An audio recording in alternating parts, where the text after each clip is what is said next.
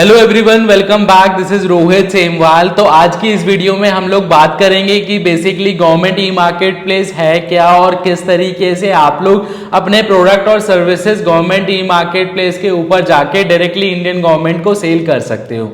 तो आज जेम को आए हुए लगभग 7 ईयर्स हो चुके हैं, 7 साल हो चुके हैं। आप लोगों के मन में ये क्वेश्चन आ रहा होगा कि 7 साल बाद मैं ये वीडियो क्यों बना रहा हूँ, लोगों को बता क्यों रहा हूँ कि जेम क्या है। क्योंकि मुझे लगता है कि आज भी बहुत सारे लोग, बहुत सारी कंपनीज ऐसी हैं जिन लोगों को जेम के बारे में बिल्कुल नॉलेज नहीं है और उनको नहीं पता कि जेम किस तरीके से वर्क करता है। तो उसी को समझाने के लिए, उनको बताने के लिए जेम क्या है, उसी पे मेरी ये वीडियो आज की बेस्ड है।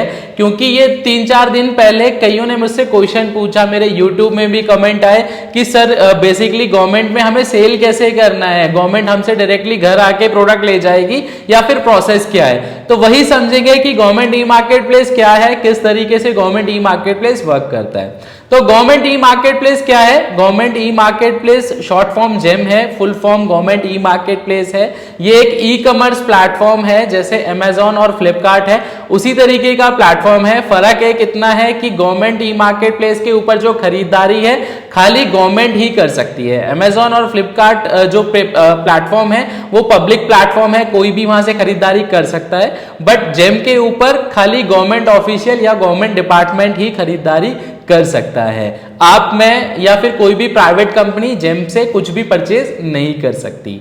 हम लोग सेलर बन सकते हैं। अब सेलर कौन बन सकता है? कोई भी प्राइवेट एंटिटी या इंडिया का कोई भी सिटीजन जेम पे अपने आप को एज अ सेलर रजिस्टर कर सकता है। तो सबसे पहला step government e market place के ऊपर आने का क्या होता है कि हमें अपनी प्रोफाइल को जेम पे एज अ सेलर रजिस्टर करना होता है। तो जेम की जो ऑफिशियल वेबसाइट है gem.gov.in है। इसलिए बता रहा हूं क्योंकि आप गूगल पे जाते हैं और जब जेम रजिस्ट्रेशन टाइप करते हैं तो काफी सारी फेक वेबसाइट भी आपको देखने को मिलती है। तो वो बिल्कुल भी आपको उन वेबसाइट पे नहीं जाना है, हमेशा ऑफिशियल वेबसाइट पे विजिट करना है जो कि gem.gov.in है।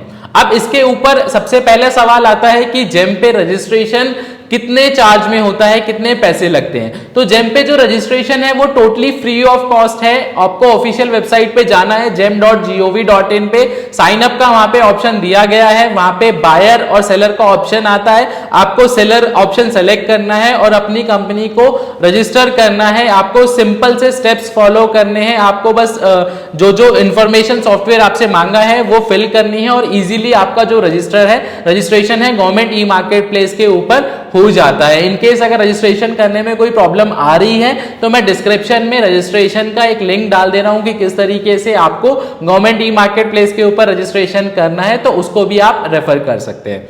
बिल्कुल totally free of cost registration है, कोई भी पैसा नहीं देना है रजिस्ट्रेशन के लिए।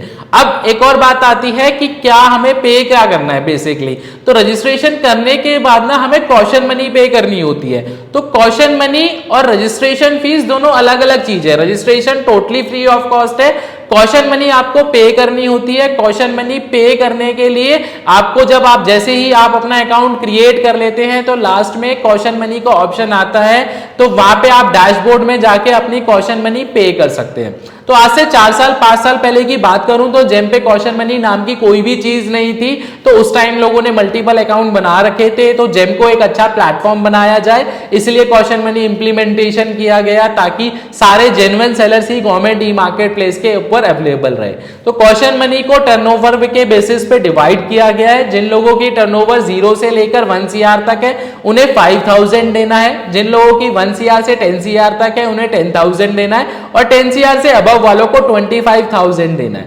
वन टाइम पेमेंट है, रिफंडेबल पेमेंट है। जब तक आप पेमेंट नहीं दोगे तब तक आपका जो प्रोफाइल है किसी भी लायक नहीं होता, कोई भी वर्क आपको सॉफ्टवेयर नहीं करने देगा। फुली फंक्शनल आपका प्रोफाइल तभी होता है जब आप कॉशन मनी पे कर देते हैं। कॉशन मनी पे करने के बाद आप एलिजिबल हो जाते हैं जेम पे कोई भी वर्क करने के लिए, किसी भी चीज की ट्रांजैक्शन करने के लिए। अब कॉशन मनी का एग्जेम्पशन किस किस को मिलता है? तो कॉशन मनी का एग्जेम्पशन विमेन डायरेक्टर को मिलता है। विमेनिया के तहत अगर आपकी जो कंपनी है या फिर आपकी कोई कंपनी है जहां पे एक से ज्यादा डायरेक्टर है और उनमें अगर कोई विमेन डायरेक्टर है तो उसको आप जेम पे प्राइमरी यूजर बना सकते हैं, तो आपकी कॉशन मनी एग्जेम्प्ट हो जाती है। नोट करने वाली बात यह है कि वो जो डायरेक्टर है एमएसएमई में रजिस्टर्ड होना चाहिए, तभी आपको एग्जेम्पशन मिलती है। और जो लोग प्रोपाइटर फीमेल्स हैं, जो जिनकी प्रोपाइटरशिप फर्म है, तो वो लोग, उनके लिए भी कॉशन मनी एग्जेम्प्टेड है। बट आपको ध्यान ये देना है कि आपका एमएसएमई में भी रजिस्ट्रेशन होना चाहिए, उद्यम सर्टिफिकेट आपके पास होना चाहिए।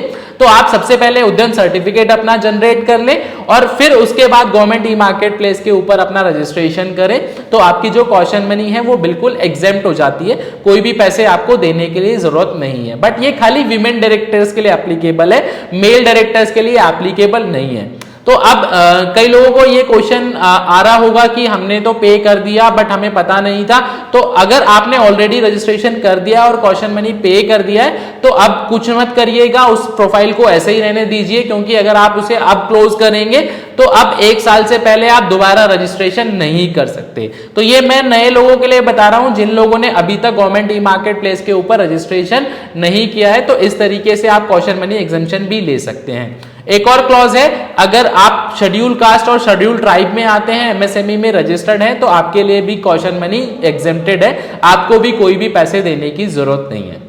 रजिस्ट्रेशन करने के बाद करना क्या होता है, कैटलॉग बेस्ड प्लेटफॉर्म है गवर्नमेंट ई मार्केट प्लेस, हमें कैटलॉगिंग करनी होती है, आपको अपने प्रोडक्ट अपलोड करने होते हैं, जो लोग सर्विसेज में हैं सर्विसेज आपको अपलोड करनी होती है। तो कैटलॉगिंग से क्या समझ में आता है, देखिए जैसे आप अमेजोन में जाते हैं, अमेजोन पे जाते हैं और अगर आपको एक स्मार्टफोन खरीदना है, तो आप क्या करते हो, स्मार्टफोन सर्च करते हो, तो सॉफ्टवेयर क्या करता है, आपको डिफरेंट कंपनीज के स्मार्टफोन दिखाना स्टार्ट कर देता है, अलग अलग ब्रांड के, अलग अलग कंपनीज के, और जो भी आपकी रिक्वायरमेंट को फुलफिल कर रहा होता है, आप लोग उस पर ऑर्डर प्लेस कर देते हो। तो वो जो स्मार्टफोन आपको वहां पे दिखते हैं ना अलग अलग ब्रांड के, वो ना तो अमेजोन ने चढ़ाए होते हैं, ना ही फ्लिपकार्ट ने चढ़ाए होते हैं, वो सेलर्स ने चढ़ाए होते हैं, अपनी कैटलॉगिंग सेलर्स ने करी होती है। तो उसी तरीके से ना आप लोगों को भी अपनी कैटलॉगिंग करनी होती है। तो first step is registration, second step is catalogue management. आपको अपना जो प्रोडक्ट है या फिर सर्विसेज है गवर्नमेंट ई मार्केट प्लेस के ऊपर लिस्ट करने होते हैं। अब उसके बाद ऑर्डर किस तरीके से मिलेगा, तो ऑर्डर मिलने के 2 तरीके हैं, एक आप टेंडरिंग के थ्रू ऑर्डर ले सकते हैं, दूसरा आप डायरेक्ट ऑर्डर्स के थ्रू भी आप ऑर्डर ले सकते हैं। तो गवर्नमेंट ई मार्केट प्लेस का जो सॉफ्टवेयर है कुछ इस तरीके से बना हुआ है कि जैसे ही आप कैटलॉगिंग करते हैं, सॉफ्टवेयर क्या करता है, आपकी कैटेगरी के रिलेटेड जितने भी टेंडर्स पैन इंडिया निकले हुए हैं वो आपको ऑटोमेटिकली भेजना स्टार्ट कर देता है। तो आप टेंडर में अप्लाई कर सकते हैं, टेंडर में अप्लाई करेंगे और अगर आपको ऑर्डर मिल जाता है तो फिर आप ऑर्डर भी एग्जीक्यूट कर सकते हैं। तो टेंडरिंग का आपको पूरा प्रोसेस समझना होगा कि किस तरीके से टेंडरिंग वर्क करती है, किस तरीके से आपको टेंडर फिल करना है। तो उसके लिए भी मेरी सारी वीडियोस आ चुकी हैं, आप वो भी मेरे डिस्क्रिप्शन में जाके उन लिंक्स को रेफर कर सकते हैं। दूसरा आपका है डायरेक्ट परचेज। तो जेम पे एक प्रोविजन है कि बायर चाहे तो 5 लाख तक की प्रोक्योरमेंट डायरेक्ट कर सकता है विदाउट कोई टेंडर, विदाउट कोई बिड क्रिएट करे। उसके लिए आपकी कैटलॉगिंग अच्छे से मेंटेन होनी चाहिए। मतलब अगर आप 10 प्रोडक्ट में डील करते हैं तो 10 के 10 प्रोडक्ट आपके अच्छे से गवर्नमेंट ई मार्केट प्लेस के ऊपर लिस्ट होने चाहिए, अच्छे से आपने कैटलॉगिंग करी होनी चाहिए, तभी वो प्रोडक्ट जो है मार्केट में बायर्स को दिखते हैं। और बायर्स जब अपनी रिक्वायरमेंट के लिए कैटेगरीज के अंदर जाता है, मार्केट के अंदर जाता है, और अगर आपका प्रोडक्ट उनकी रिक्वायरमेंट पे फिट बैठता है तो आपको डायरेक्ट ऑर्डर भी आ सकता है। तो पहला स्टेप हुआ हमारा रजिस्ट्रेशन, सेकंड स्टेप हुआ कैटलॉग मैनेजमेंट, थर्ड स्टेप है ऑर्डर किस तरीके से मिलेगा। तो ऑर्डर लेने के मैंने 2 स्टेप बताए, आप 2 प्रोसेस बताए, एक आप टेंडरिंग के थ्रू ले सकते हैं, दूसरा आप डायरेक्ट परचेज के थ्रू ऑर्डर ले सकते हैं। ऑर्डर आने के बाद क्या होता है, बेसिकली ऑर्डर आने के बाद आपके डैशबोर्ड में ऑर्डर सेक्शन में आपको ऑर्डर रिसीव होते हैं। आपकी रजिस्टर्ड ईमेल आईडी पे भी आपको ऑर्डर से रिलेटेड ईमेल आ जाता है कि आपको ये एबीसी ऑर्डर आया है, आप इसको चेक करके एग्जीक्यूट कर सकते हैं।